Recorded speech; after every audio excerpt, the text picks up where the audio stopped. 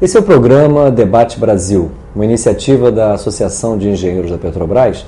Atualmente, o Debate Brasil é veiculado em 54 canais de 47 diferentes cidades do nosso imenso Brasil.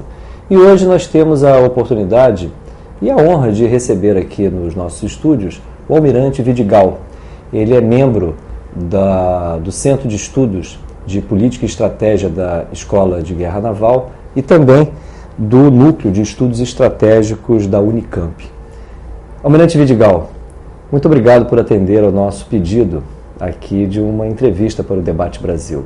O nosso tema de hoje será sobre a Amazônia Azul, as suas imensas potencialidades e principalmente as oportunidades que se abrem para o nosso país e, acima de tudo, uma avaliação também dos riscos que estão em jogo em torno das imensas riquezas dessa nossa região. Almirante Vidigal, em primeiro lugar, eu gostaria que o senhor colocasse para os nossos telespectadores o que vem a ser a Amazônia Azul. Pois não, primeiro que tudo eu gostaria de agradecer a oportunidade que está me sendo dada de falar mais uma vez sobre esse tema empolgante que é a Amazônia Azul. A Amazônia Azul é um nome que foi dado numa jogada espetacular de marketing pela Marinha a esse mar que nos pertence, essa enorme porção do mar que é propriedade do Brasil, que pertence ao Brasil. O direito do mar é uma coisa que vinha se arrastando há anos pelo mundo, tentavam se encontrar resposta e solução para os problemas da definição das jurisdições marítimas. Até que em 1982 a Convenção de Jamaica, também conhecida como a Convenção do Direito do Mar, estabeleceu regras claras e definiu as águas jurisdicionais dos países que têm costa, países costeiros. O Brasil, com a sua enorme extensão territorial e com sua imensa costa de mais de 7.000 quilômetros de extensão, foi muito aquinhoado com isso. Em primeiro lugar, nós temos as nossas águas territoriais, que são uma mera extensão do território nacional, onde o nosso direito é absolutamente soberano sobre tudo. É exatamente como se fosse um pedaço de terra.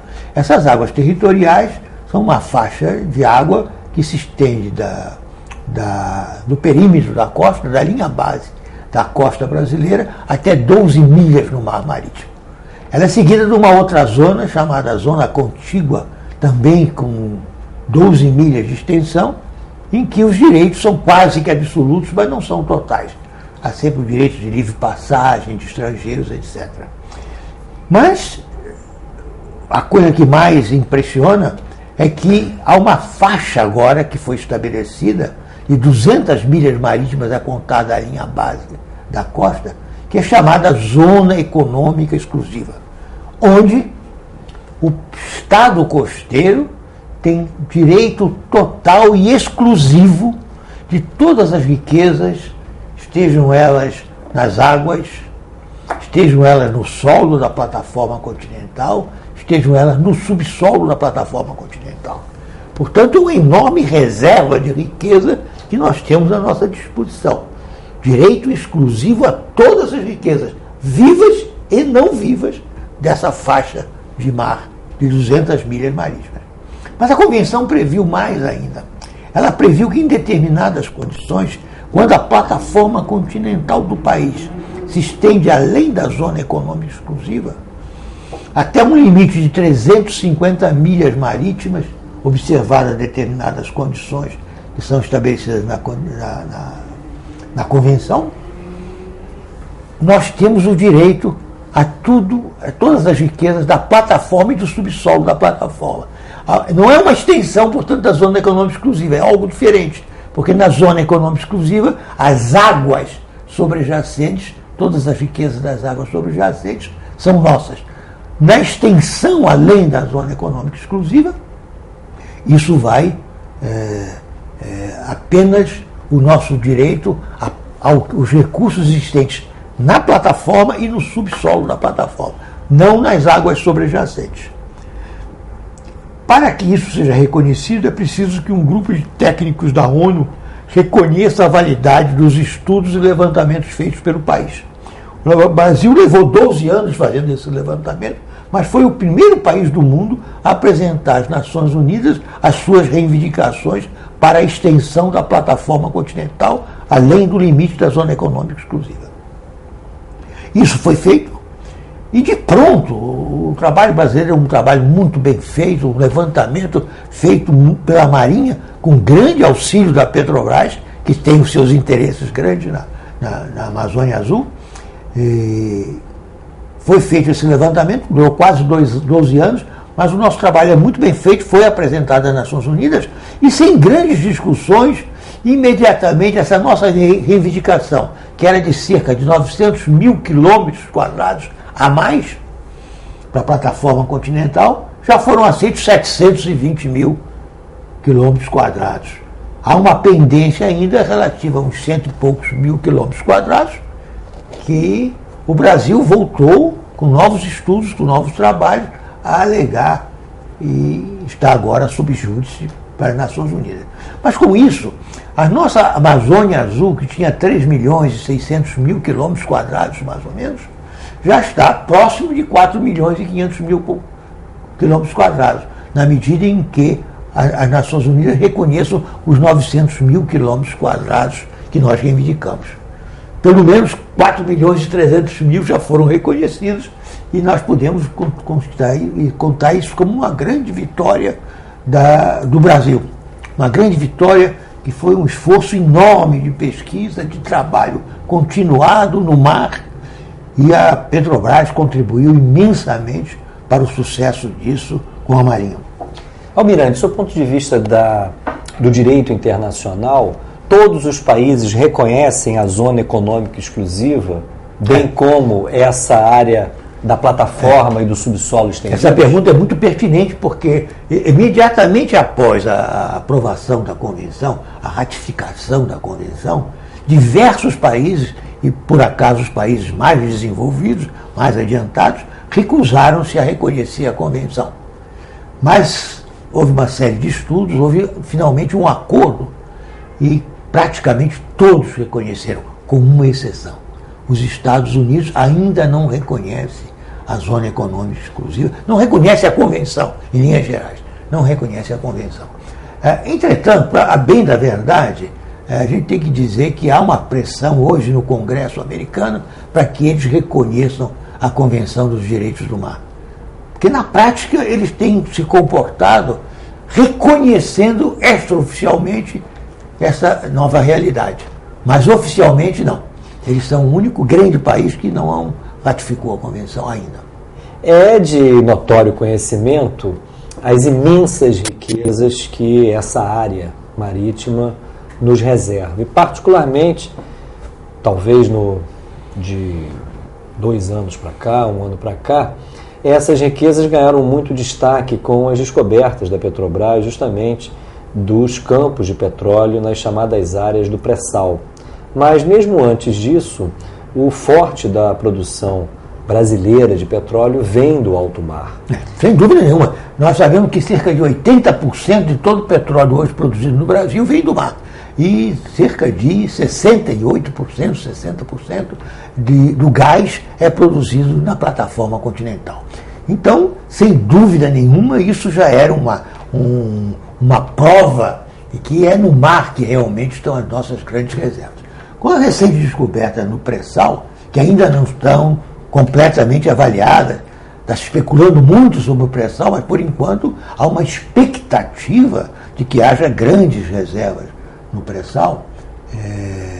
Aí então o mar fica com um absoluto domínio sobre a produção de petróleo e gás no Brasil. Praticamente quase tudo será produzido no mar. Nesse momento é bom que a gente faça uma observação pelas dificuldades que nós temos pela frente. As descobertas do pré-sal são um grande desafio. Um desafio que o Brasil vai ter que enfrentar. Os investimentos para a exploração no pré-sal serão fantásticos. não serão pequenos os investimentos, serão investimentos vultosos. Há necessidade de se desenvolver uma tecnologia especial para o pré-sal. Os maiores depósitos estarão a mais de 7.000 metros de profundidade, passando por uma camada de sal talvez de 2.000 metros. As dificuldades técnicas para realizar isso vão ser enormes. Ninguém se iluda com essa extração agora rápida no campo de Jubarte, né? Porque lá as condições são completamente diferentes. Não só o Jubarte está muito perto da costa do Espírito Santo, como também as profundidades ali são muito pequenas, exatamente pela proximidade da costa. Os outros campos, Tupi, Júpiter e tudo mais, são campos que estão em grandes profundidades e a grandes distâncias da costa. Mais de 200 quilômetros, 300 quilômetros de distância da costa.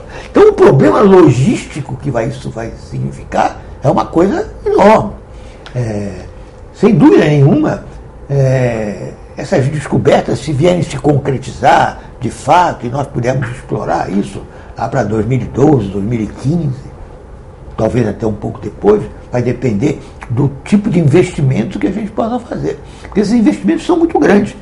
E a gente tem que dar um pensamento em termos estratégicos. O que nós vamos fazer com esse petróleo? Essa é uma questão fundamental. Eu não estou discutindo o que nós vamos fazer com o dinheiro do pré-sal. Não é isso. Qual é a decisão política que o Brasil vai tomar em relação a esse petróleo? Nesse aspecto, Almirante, o senhor tem uma opinião sobre isso? Claro que eu tenho. Porque existe um quadro mundial de muita apreensão em torno da possibilidade da escassez do petróleo. Sem dúvida.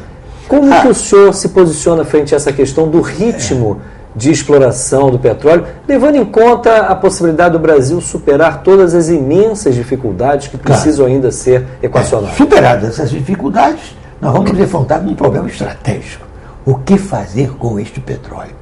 Nós podemos, evidentemente, deixar uma reserva, criar uma reserva estratégica para o Brasil significativa. Podemos chegar e tirar o petróleo o mais depressa possível e vender da maneira mais rápida, como fez o México, que teve as suas reservas hoje praticamente quase que esgotadas, caíram tremendamente. Ou a Indonésia, né? A Indonésia pior ainda. A Indonésia vendeu o petróleo dela a $1 o barril e hoje está importando petróleo a $100 e poucos o barril. Nós temos que tomar uma decisão estratégica aí muito importante. O quanto nós vamos explorar, a rapidez que nós vamos explorar esse petróleo. Não é? O petróleo lá embaixo, devidamente identificado, com a tecnologia já desenvolvida, representa um poder enorme para o país. E a gente tem que tomar essa decisão. Vamos, como o presidente já falou, uma certa ocasião, nós não vamos mais exportar petróleo, nós vamos exportar o derivado do petróleo. Nós vamos refinar o petróleo. Aí me parece que em parte isso tem uma certa lógica, mas os investimentos ainda serão maiores, que nós vamos ter que criar novas refinarias a custos fabulosos para refinar e produzir esses derivados de petróleo, para então exportar o derivado de petróleo. Equivale, em vez de a gente exportar minério de ferro, a gente exportar geladeira, fogão, etc, etc. Parece que é uma coisa lógica, evidentemente, mas tudo isso tem que ser calibrado em função dos recursos que vão ser necessários. Hoje nós estamos tendo uma dificuldade já muito grande em relação a derivados de petróleo, com relação ao diesel, porque nós não estamos produzindo o diesel dentro com aquela percentagem de enxofre que está sendo admitida no mundo inteiro. Nós estamos muito acima desses valores, estamos na faixa dos 5.000 ppm de enxofre por milhão,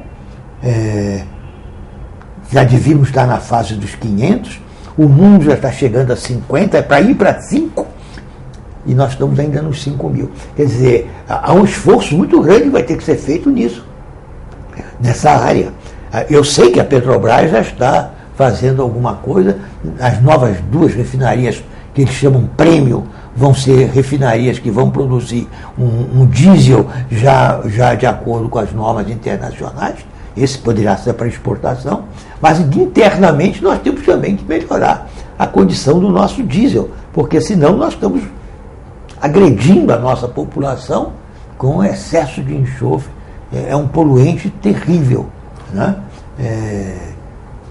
Cancerígeno, etc, etc. É preciso que a gente se aproxime dos padrões internacionais da produção desses derivados. Mas, então, o problema estratégico é muito complicado e dependerá muito dos recursos que a gente possa empregar nisso. Certamente, eu acredito, essa é a minha opinião, nós vamos precisar de investimentos estrangeiros para ajudarem a Petrobras a produzir tudo isso. É muito dinheiro, muito recurso, não só para tirar o petróleo, mas também, se a decisão for realmente exportar derivados do petróleo, para criar as refinarias que vão ser necessárias para esse excesso ser exportado. Então, esse é um problema extremamente importante.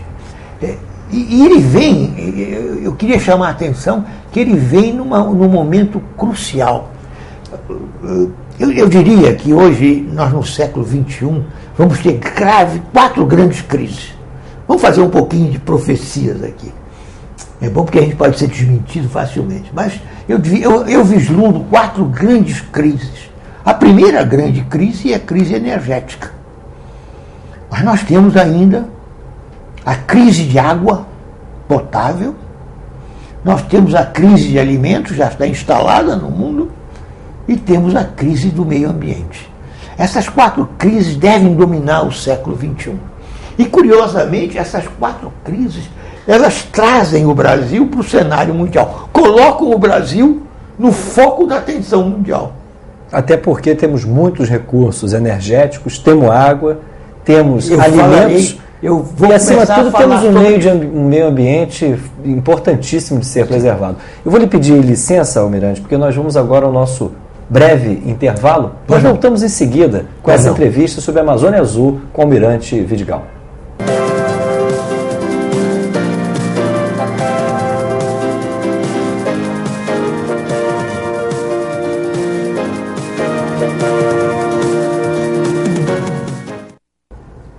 Debate Brasil sorteará livros, boa parte deles doadas por autores entrevistados na parte cultural do nosso programa, o Livros na Mesa, entre todos os nossos telespectadores. Todos aqueles que tiverem interesse, por favor, acesse a página da AEPET, Associação de Engenheiros da Petrobras, na internet. O endereço é www.aepet.org.br. Lá você poderá se inscrever e, quem sabe, vir a ser brindado por esse sorteio, onde nós procuraremos difundir um pouco mais da nossa literatura.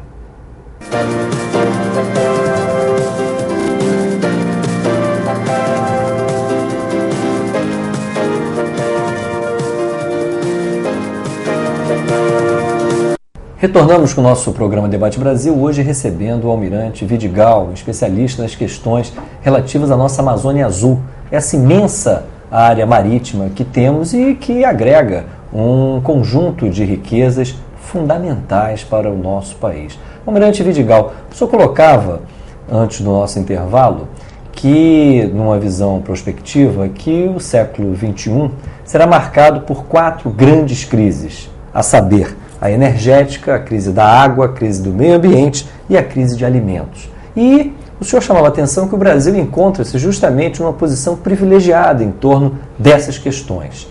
Gostaria que o senhor colocasse como que o senhor vê a possibilidade do Brasil tirar vantagens justamente dessas questões que serão cruciais nas próximas décadas. Sem dúvida nenhuma. Nós vamos ser o foco da atenção mundial. Em todas essas crises. E é fácil a gente compreender. Primeiro, a crise da energia, já falamos do pré-sal, essas descobertas, elas de qualquer forma são uma descobertas importantíssimas para o Brasil. O Brasil vai ter as suas reservas, pelo menos duplicadas, de petróleo e gás, o que é uma coisa fantástica, mas não é só isso não. O Brasil tem outras possibilidades enormes.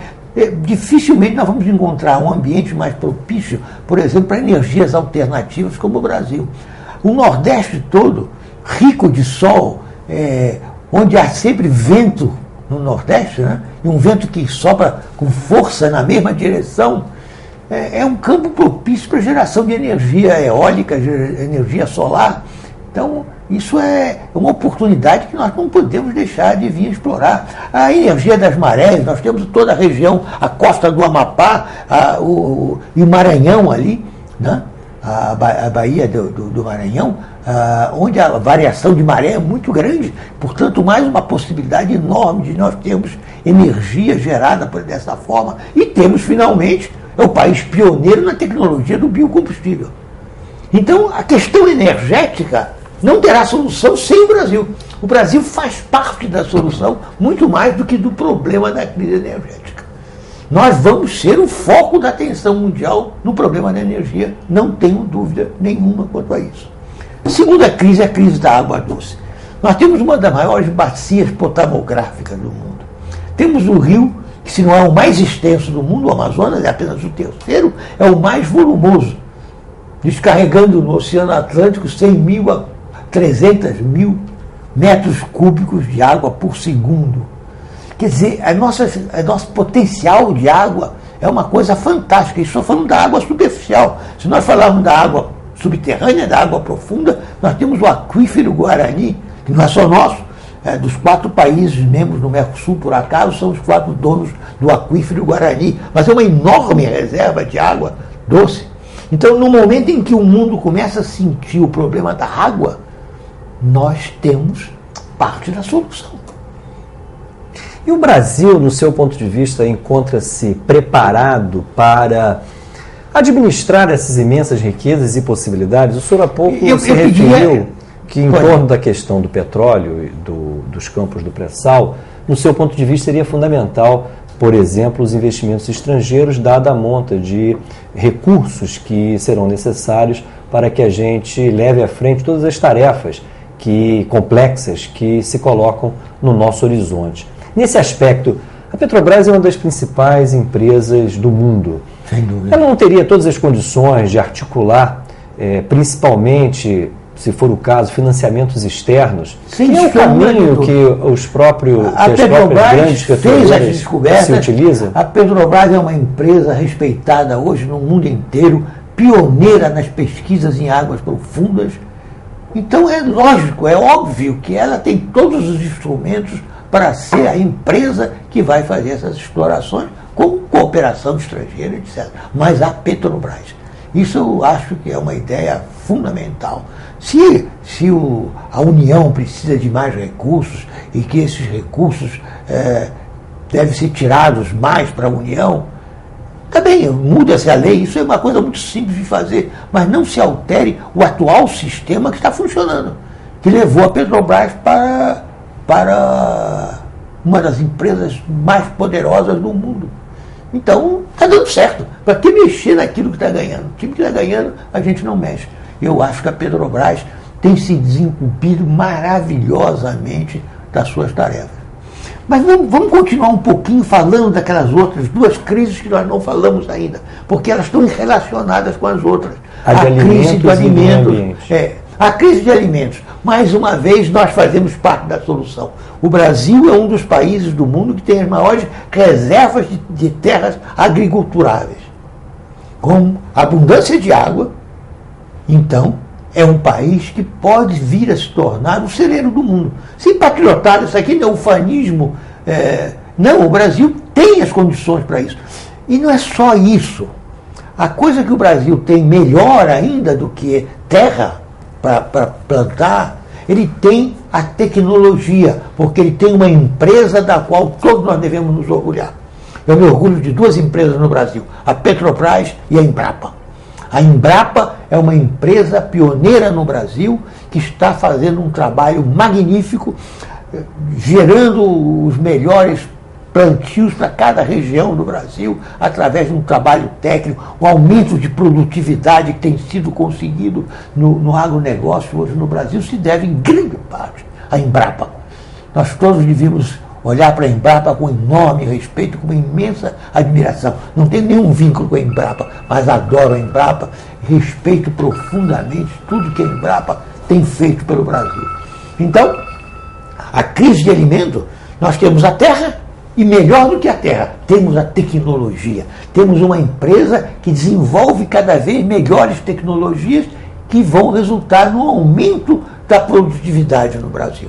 Vamos ganhar não só mais produção, mas também, não só pelo aumento da terra, mas também pelo aumento da tecnologia.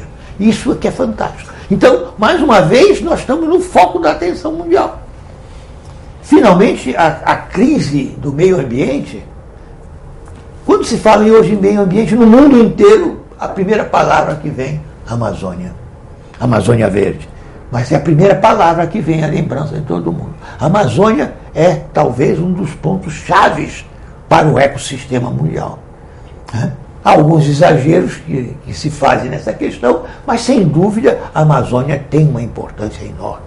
E para nós, o grande desafio que nós temos na Amazônia é preservá-la. Nós queremos continuar donos da Amazônia, mas a primeira providência que nós temos que fazer é preservá-la. Preservá-la não significa deixá-la intocada, não é isso. Eu digo preservá-la é conseguir tirar da floresta os recursos que ela pode produzir sem desmatá-la, sem queimadas, sem transformá-la num grande campo para a produção de qualquer outra coisa. Então, esse é o nosso grande desafio. É interessante que essas 4 crises, elas estão muito interligadas entre si. É muito difícil você falar de uma das crises sem falar das outras. A crise do meio ambiente está agravando a crise da água. Por quê? Porque com a mudança climática que está ocorrendo no mundo inteiro, ao aquecimento global, o que acontece? As grandes geleiras estão derretendo. E as grandes geleiras derretendo, aqui na América do Sul, a Bolívia é imediatamente afetada. Hoje a Bolívia está com problemas internos gravíssimos, mas talvez o maior problema da Bolívia ninguém esteja tentando ainda. Vai ser o problema da falta de água. As geleiras dos Andes que estão derretendo, daqui a pouco não tem mais rio para alimentar a sede boliviana. Então isso é um problema. Almirante, nesse quadro, nós voltamos aqui aos dilemas, às oportunidades, mas também aos riscos dessa nossa imensa área marítima, a Amazônia Azul. Recentemente foi anunciada a reativação de uma 4ª frota da Marinha dos Estados Unidos. O senhor relaciona esse episódio às recentes descobertas da Petrobras? Eu relaciono esse episódio a esse quadro que eu acabei de contar. Esse quadro das 4 crises que vão transformar o Brasil no foco da atenção mundial.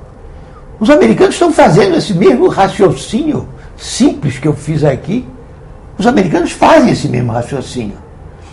E estão reconhecendo que, da mesma maneira que eles estão presentes militarmente no Oriente Médio, estão presentes no Mediterrâneo, estão presentes no Índico, estão presentes no Pacífico, eles agora se lembraram que eles têm que estar presentes. Isso se chama emprego político do poder naval. Não é uma ameaça, não vão desembarcar os marinhos, desembarcar no Leblon ou em Copacabana. Eu prefiro que seja no Leblon porque eu moro em Copacabana. Mas não há esse risco. Mas é uma espécie de precaução que eles tomam. Isso aí vai ficar muito importante.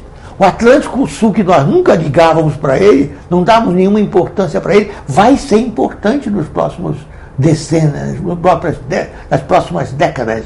Então, vamos ter a nossa esquadra reativada. E repare que essa esquadra, ela não tem nem sequer navios efetivos. Os navios serão convocados para ela, para compor-na, quando for necessário, nos momentos em que a condição for indicada. Então é um passo tranquilo, e nós não devemos ter medo nenhum disso, mas reconhecer que isso é um reflexo do aumento da importância do Brasil nas próximas décadas.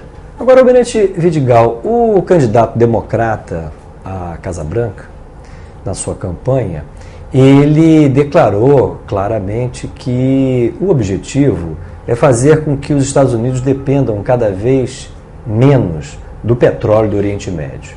Naquele momento ele se referia principalmente à importância das fontes alternativas de energia, mas para muitos setores da nossa sociedade, Essa fala de Barack Obama pode ter sido simplesmente um sinal que indica uma tensão maior justamente com a possibilidade de abastecimento de petróleo por parte dos Estados Unidos numa região muito mais próxima, e no caso, justamente, o Atlântico Sul. A Marinha Brasileira tem um plano de investimentos compatível com esse desafio de reequipar a nossa Marinha de modo a termos um poder de dissuasão que seja compatível, inclusive, com a necessidade de defesa das nossas riquezas?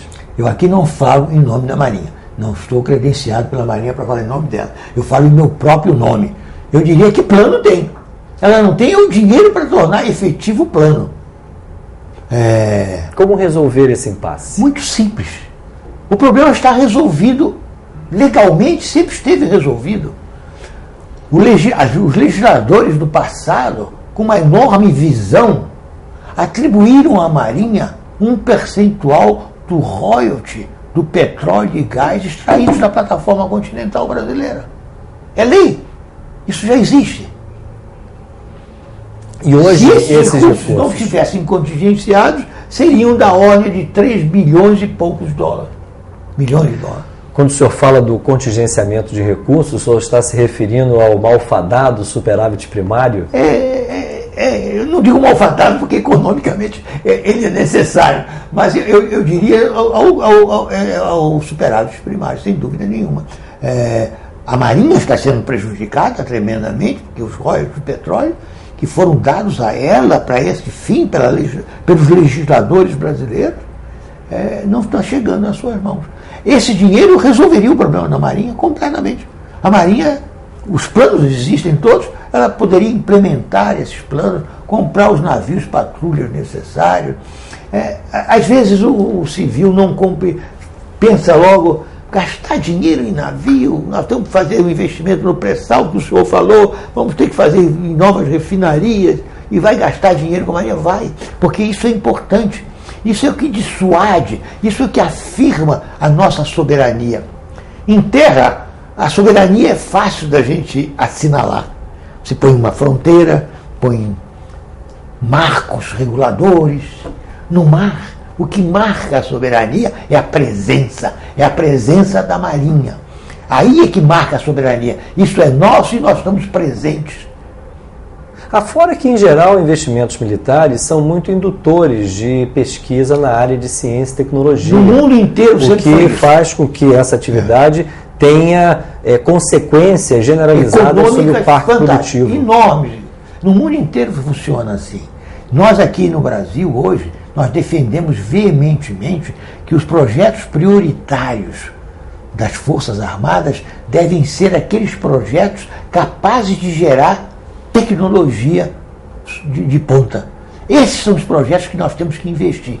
Por isso, por exemplo, que se fala no submarino nuclear. É um investimento que trará consequências para o Brasil extraordinárias. Quando a Marinha começou a investir nisso, o famoso projeto paralelo, o objetivo da Marinha era, primeiro que tudo, conseguir uma conquista científica de um valor inigualável, que era dominar a tecnologia nuclear. Nós dominamos. O Brasil, um dos poucos países do mundo que chegou a dominar a tecnologia nuclear sem nenhum auxílio externo. Não tivemos auxílio de ninguém, ao contrário, só tivemos dificuldades, mas conseguimos desenvolver a tecnologia do enriquecimento do urânio. E hoje dominamos essa tecnologia de uma forma, aliás, espetacular. Almirante, infelizmente nossa entrevista está chegando ao seu final. E eu gostaria que o senhor também nos explanasse a respeito das outras imensas riquezas que essa nossa Amazônia Azul contém. Não é somente o petróleo. Não, eu acho que os nossos telespectadores merecem essa informação. Eu agradeço essa interrupção para que a gente possa falar de outros aspectos da riqueza do mar, que são imensos, né? Já falamos de energia, evidentemente o pescado, que é talvez a proteína animal de maior qualidade que se possa ter, está no mar. E nós estamos aumentando tremendamente a aquicultura. Hoje no Nordeste o que se faz no terreno da aquicultura é uma coisa fantástica, né? Estamos produzindo camarão. O camarão hoje é barato no Brasil por causa disso. Então, Temos por exemplo, a investigação dos recursos minerais da plataforma continental, uma fonte inesgotável quase. Recursos que hoje a CPRM está pesquisando através do projeto LEMPLAC, que é o levantamento das riquezas minerais da plataforma continental. Infelizmente, os recursos ainda são muito pequenos. E nós precisávamos ter muito mais recursos, teríamos descoberto muito mais coisas, ouro, diamante. Tudo isso existe no fundo do mar. E tudo isso está à nossa disposição se nós tivermos engenho e arte. Almirante Vidigal, foi um prazer recebê-lo aqui nos estúdios do Debate Brasil e eu agradeço imensamente essa valiosa contribuição que o senhor nos deu. Eu que agradeço. Muito obrigado. Uma boa noite. Nosso programa chegou ao seu final e agora vocês ficam com a parte cultural do programa Debate Brasil, sob condução de Suzana Vargas.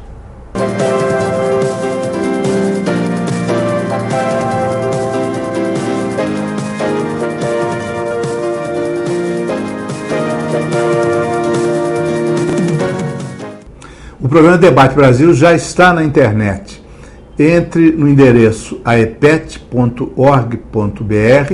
consulte a lista dos programas disponíveis e escolha a entrevista de sua preferência.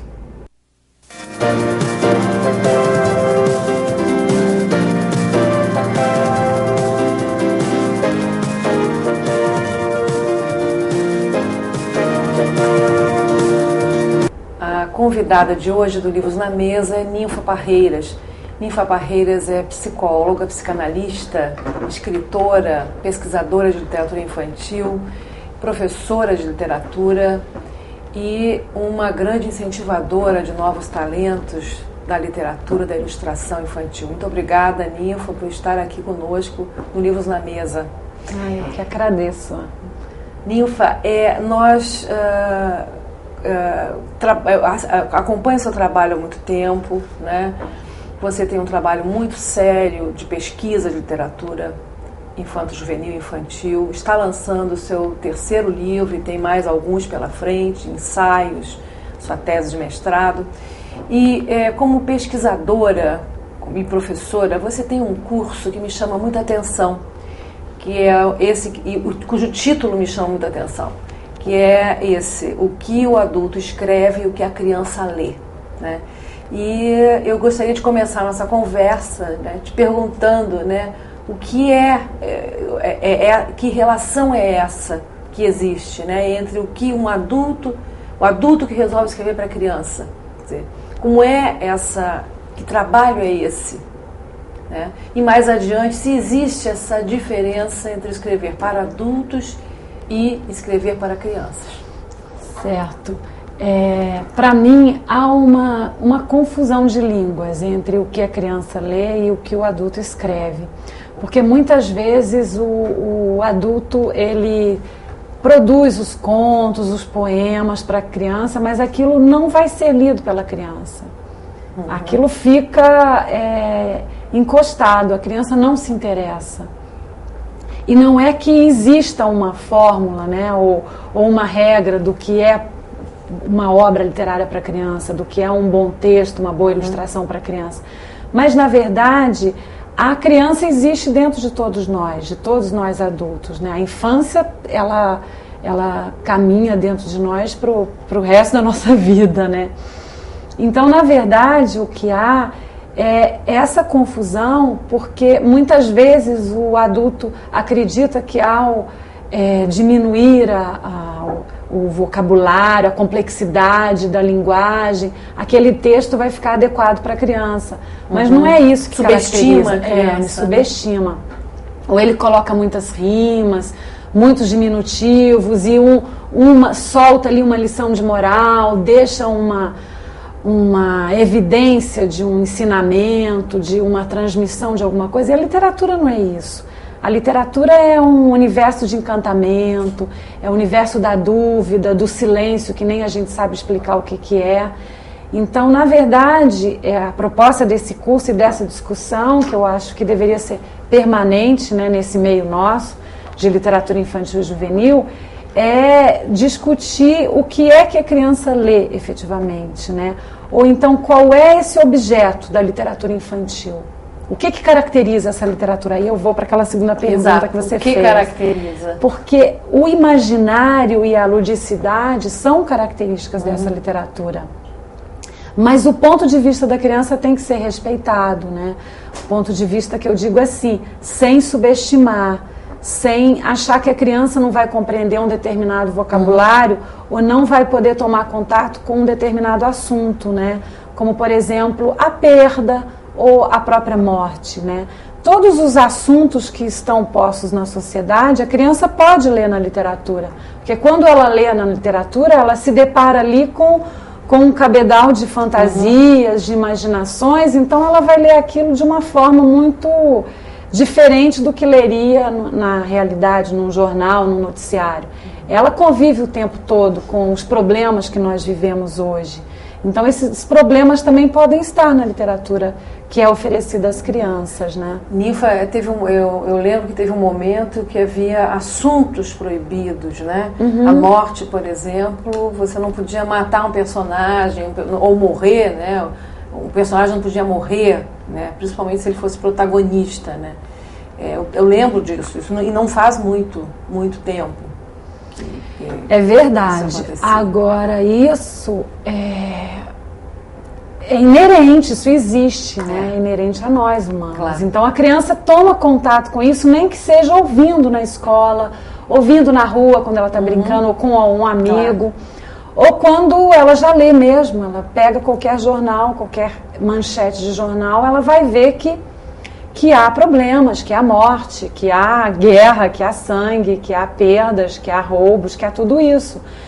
Acontece, Suzana, que em algum momento também na literatura infantil, e essa é uma característica da literatura infantil brasileira, os editores começaram a explorar alguns temas, alguns assuntos que são tabus, justamente porque havia uma recepção da escola, né, em trabalhar esses temas. Então são temas que eu diria assim, que estão na moda. E aí todos os autores que se inserem nesse mercado, que se interessam em vender, que estão mais preocupados em vender seu livro do que com a produção literária, querem produzir esse tipo de obra, né?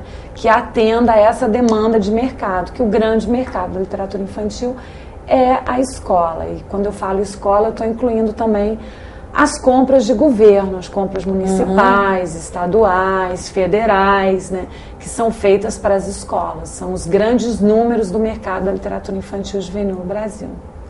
E por falar nessa literatura também, Ninfa, eu vejo que a produção é enorme, imensa. Eu fui ao Salão do Livro agora há pouco, em maio, e é uma quantidade imensa de produção, né? Mas você constata também que a qualidade já não é tão grande, que na maioria das obras que você lê, parece que está havendo um descompasso, né, entre o número de livros lançados no mercado e a qualidade, que isso é normal, na verdade, né, nas edições.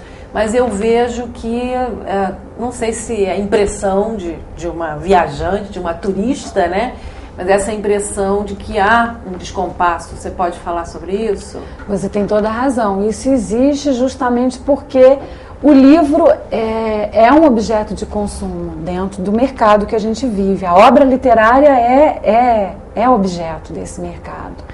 E o que acontece com a literatura infantil especificamente, diferente da literatura adulta, é que ela é consumida maciçamente pela escola e por essas compras que efetivamente estão contribuindo para a formação leitora, né, da infância, da adolescência no Brasil. Essas compras que eu me referi, as compras de governo, de prefeituras, que são importantes.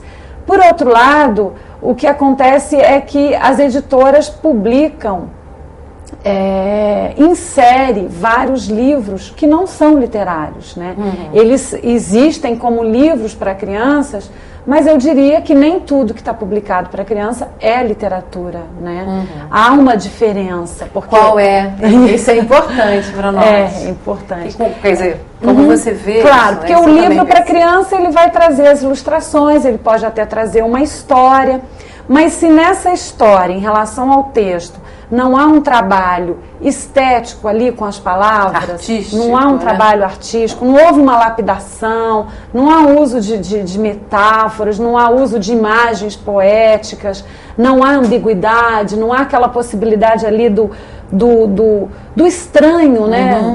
Daquele estranho que quando você lê te incomoda aquilo ou te traz uma sensação agradável, mas é uma coisa estranha que você não sabe explicar em palavras, você não sabe traduzir. Que não é circunstancial apenas. Isso. Então eu diria que se não há essas características no texto, ele não é literário, porque ele é literário quando ele ultrapassa os limites da razão.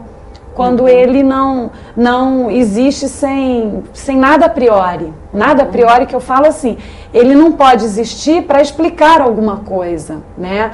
Para explicar, por exemplo, aquilo que a gente falou, a morte ou a perda, ou a questão agora da eleição, ele não pode existir a priori, o texto literário. Claro. Eu acho que a posteriori você pode fazer interpretações, associações. A criança, né, ela pode se lembrar de alguma coisa, associar com um cachorrinho que ela tinha e ela perdeu, ou a avó que se foi. Ela pode associar com o universo de coisas que ela viveu, que ela vive. Mas, a priori, o escritor ele não tem que ter intenção nenhuma, não tem que ter intenção de nada, senão isso não é literatura, né? E o que acontece também com a literatura infantil, que não acontece com a literatura adulta, é que ela é classificada por faixa etária. E a gente não tem isso na literatura adulta e nem tem isso em outras obras de arte, né? Como a pintura, por exemplo. Quando você vai numa galeria, num museu, você não vê um rótulozinho lá escrito a partir de 7 anos ou a partir de 9 anos. Você pode até ter uma área não recomendada à criança, né? Porque ali tem, por exemplo, uma questão de não sei, de erotismo, de alguma coisa, violência. Maior. Mas não existe essa classificação etária que na literatura infantil existe, justamente para atender a escola. Então é uma literatura que vive sempre à margem, né, de alguma coisa. Ela está sempre posta ali, eu digo assim, ela está sempre exposta e posta a essas complexidades do mercado e de quem a consome, porque quem a consome é a criança. Mas quem é que compra o livro para a criança? Ou quem que aproxima a criança do livro? É o adulto, professor, né? Professor, é o bibliotecário, é o tio, ou alguém que vai presentear, ou é um educador na escola, ou é um animador de leitura, um promotor de leitura, um contador de histórias, né? Então, é uma literatura que está sempre entre o olhar do adulto e o olhar da criança, né? E o mercado de permeio, né? O mercado de permeio. Isso tudo traz uma complexidade e, ao mesmo tempo, a necessidade de um cuidado nosso, né? Que somos adultos que trabalhamos com ela, ou nós que criamos, ou nós que fazemos a mediação da leitura, que estamos aí estudando essa literatura infantil, né? Ninfa, por falar em estudo, você criou um grupo de discussão, o Letra Falante. Isso. Quer dizer, você criou, motivou, né, a formação desse grupo. E fala um pouco sobre essa necessidade de discussão que eu acho que o Letra Falante tem trazido para nós. A Letra Falante é um grupo de pessoas interessadas em estudar, em ler, em discutir, pesquisar literatura infantil, né? Começou com um grupo de alunas lá na Estação das Letras, já há 3 anos que elas repetiam o curso, repetiam entre aspas, o curso, e logo começamos a perceber que havíamos criado um grupo, né? O grupo existia.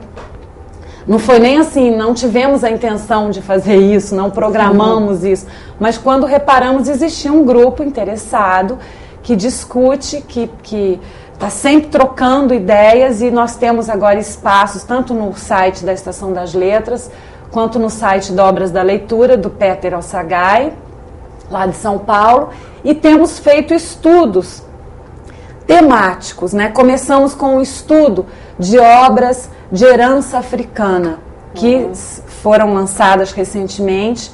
Então, essa é uma temática que eu diria que está inserida numa demanda do mercado. Com a A lei que orienta as escolas, né, a trabalhar em obras de herança africana, que é uma lei que... Muitos livros foram lançados que também não correspondem tanto. Nem todos correspondem, porque muitas vezes os autores ou as editoras publicam histórias com personagens, por exemplo, negros, e acreditam que com aquilo estão trazendo a questão da herança, né, africana.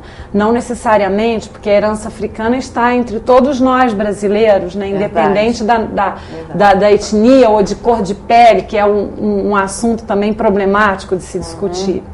Então, nós fizemos um estudo dessa produção e as participantes do grupo fizeram resenhas, né? Essas resenhas estão publicadas nos sites que eu me referi, e estamos no momento desenvolvendo um trabalho sobre a obra da Lígia Bojunga, que é considerada uma das mais importantes autoras de literatura infantil do mundo. A Lígia tem uma obra numericamente pequena, né? Ela tem 21 livros publicados, mas uma obra muito grandiosa, de muita importância, do ponto de vista da linguagem, dos conteúdos que ela aborda, da própria estética da construção das palavras dela. Então, nós estamos estudando, nesse momento, a Lígia Bojunga. E é importante também falar que no grupo a gente também faz um trabalho de estudo das ilustrações, que é a outra linguagem do livro para crianças, né? Exato. A gente também estuda, critica e não deixa de observar que as ilustrações também traduzem para a criança sentimentos, emoções. E aí que tem também tem um mercado também, né, que trabalha com elas, que está aberto a elas, né? É verdade. Isso aí. Os livros brasileiros têm recebido um cuidado editorial muito bacana recentemente. As editoras têm investido na qualidade gráfica, no projeto gráfico. Pena que às vezes o livro é muito bonito, mas os conteúdos, né, eu diria, as linguagens principais, o texto e a ilustração, não atendem tanto à expectativa nossa, né, de nós especialistas, né, que estamos sempre esperando obras literárias. A altura da beleza do livro, né? Agora é o seguinte, nós temos um pouco tempo, infelizmente, para falar, quero falar mais sobre o Mar de Gente. Queria que você falasse um pouco sobre o Mar de Gente, brevemente, esse livro que você está lançando, pela Girafinha, aqui, já, né? Fale um pouquinho, Ninfa. Essa história é uma história do ponto de vista de uma criança, né? Uma criança que não conhecia o mar, que morava numa cidade distante do mar, e ela fazia um monte de fantasia sobre o que seria o mar, né? Chegar perto do mar, o ruído, o cheiro, as cores, né? E, na verdade, quando ela chega no mar com a mãe, ela se depara com o mundo de gente que existe, né? Com as diferenças todas. Diferenças etárias, diferenças étnicas, diferenças sociais, a diversidade que, na verdade, o mar proporciona para a gente, né? Não só uma diversidade de elementos naturais que a gente encontra ali, de onda, de areia, de conchas, praia, né? mas a praia é um espaço que abarca, né? Que acolhe todas as pessoas, né? Um espaço de todo mundo. Então ela se depara não só com a beleza do mar, mas ela se depara com a beleza da diversidade das pessoas, né? E é uma história curta, ilustrada, né? Eu gostei muito do trabalho da Supa. Ela criou uma narrativa em imagens, né? Ela fez um trabalho de pesquisa também interessante em relação à textura, à cor das ilustrações. E achei que o trabalho ficou bacana. Eu fiquei satisfeita com o livro, achei que o livro ficou lindo. O texto, o conteúdo, a ilustração tá belíssima. Uma narrativa, mas uma narrativa que tem um trabalho bem poético, com períodos assim curtos, muito condensados, né? E acho que o projeto gráfico traz a possibilidade assim da gente ir descobrindo isso que a menina vai descobrindo com os olhos dela, né? Isso é difícil às vezes, assim, o escritor entrar no olhar da criança, né? É como se você se agachasse e ficasse ali agachadinho, Espiando. espiando de baixo, né? O que a criança está vendo, né? Beleza. Ninfa, seguinte, eu queria ter falado mais desse livro, porque eu gostei muito, muito. Esse livro está uma beleza, tanto ilustração quanto texto. Você é uma excelente autora. Mas nós já estamos com o nosso tempo esgotado. Ok. Então vai ficar aqui um convite para você retornar quando sair seu trabalho de Isso. ensaio e para voltar a falar sobre a literatura da sua produção, a sua produção como Ótimo. autora. Voltarei com todo prazer. Obrigada por estar aqui no Livros na Mesa. Obrigada a você, Suzana. Essa foi a Ninfa Parreira para o Livros na Mesa.